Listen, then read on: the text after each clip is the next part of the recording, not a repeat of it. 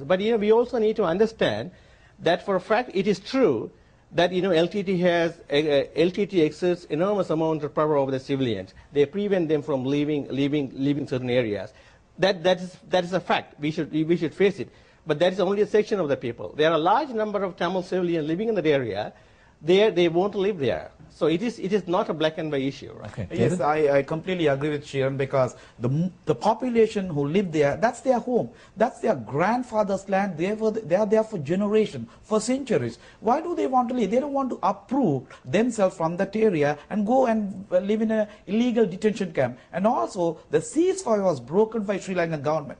Sri Lankan government is the only party who walked away from the ceasefire, not the LTT. LTT wanted to stay in the ceasefire. They want to have the ceasefire. Could you comment, though, on Asaka's claim, which is that every time a ceasefire has been put in place in the past, the LTTE used that opportunity to rearm themselves? That's what they say, but that's not true. But who walked away from the ceasefire? Sri Lankan government. It was an internationally mediated ceasefire. There were international players, but they unilaterally broke the ceasefire and walked away from that. Anna, can you help us at all on this one, Anna?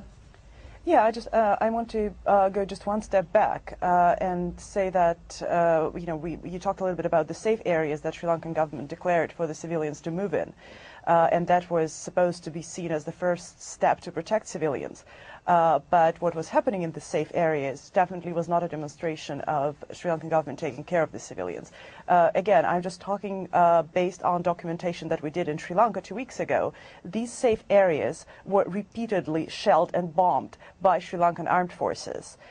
And we documented dozens, and there were clearly many more, of deaths and hundreds of injuries of civilians that occurred in these safe areas. The same is true for hospitals, for instance. So essentially what was happening is that Sri Lankan government, to a certain extent, used the grim LTT practices to justify its own atrocities. And that's why, as I was saying at the very beginning, civilians are caught between a rock and a hard place. And obviously, one thing that immediately needs to happen is for people to get out. And then, we can talk a little bit more about how that can be possible. Okay, stand by 1 second, please. Stand by, Anna. Through the Bob Ray interview that started the program, and now through our discussions here and our maps, we've seen what the situation is like on the ground. We have some background that will help us understand whether peace is at all achievable in this civil war, which has been going on full-throated since 1983. And I mentioned at the top that I'd received a number of emails today, a lot more emails than normal, before going on the air. I'd like to read an excerpt from one of them I got, and then we'll start to talk after that. If we could, this first email, please. It says, please do understand the root cause of all these calamities is due to the successive Sri Lankan government's refusal to address the cultural and political grievances of the minority Tamil people since the independence, which was 1948. The continuous physical and mental harassing of Tamils with utter disregard to decency and law radicalized the Tamil youths, convincing many of them that the peaceful strategy of Tamil political leaders using legal and constitutional means to get equal rights would never work. Okay, Asaka, to you first. How accurate is that in your view? I think it's this is the standard line that the LTTE uses to justify all their activities. Is it inaccurate? Yeah, I think so. I mean, people say that the Tamil people have grievances. I'm sure they have some, but I've never really heard what they are. I can give you... well, here's a couple here. A lack of respect for cultural and political issues. I would reject that. I would reject that. I mean, when I lived in Sri Lanka, and then there were lots of cultural events. The Tamil people were... How do you interpret the Sri Lankan flag? Sorry, say again? So why can't we ask him to explain what the Sri Lankan flag stands for? Is there any notion of equality in the flag? The Sri Lankan, it's a symbol of the Sinhalese. The Sri Lankan flag has a part of it which is dedicated to Tamil. So what is the part? It's only tiny strip. It's large lion holding a sword. That's a symbol of the Sinhalese people. And that lion faces a small green strip. That means a Muslim, and the small stripe. So there is an extreme symbol. Let him come back. The Tamil people were 8% of the population. So do you want half the flag dedicated to Tamil people? No, it is not the question now. What about the Muslim people? What about the Muslim people? This is the fundamental what problem about with the this Burger country. people? Well, hang on. It is not. Just a minute. It is not liberal democracy. Sharon, he is asking the question that Sinhalese make up the 3/4 of the people. The large majority. The vast majority. There are 8% Muslim, I think, 7 or 8% Muslim. Tamils make up fewer than 20% of the population. No, it's 8%. But well, we can argue about this, Yeah. but the point is, you know, the flag has to represent everybody, right? So if there is an argument, why would, for example, take the Canadian national flag? You think the French Canadians and the English Canadians are equal in numbers? Why do we have, the red and white and maple leaf? It is not a question of numbers. This is the problem with this, this kind of illiberal democracy that is Sri Lanka. It is a question of politics of recognition and understanding, equality and dignity. That is what repeatedly the Sri Lankan government has successfully failed. David, then Lennon. Mr. Yapa is denying, actually, is lying right in front of the TV here. Well, that are no problem. We're not going to use that kind of language. I'm here sorry, tonight. excuse Okay. me. And what we are trying to say, it's deliberate genocidal policies thrust upon on Sri Lankan Tamils for a period of 60 years created this situation.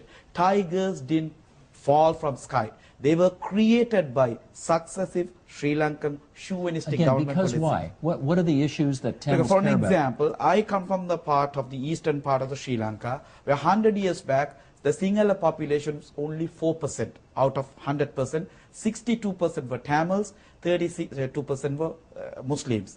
And now, after 100 years, the population is almost equal. Where did the Sinhalese come from?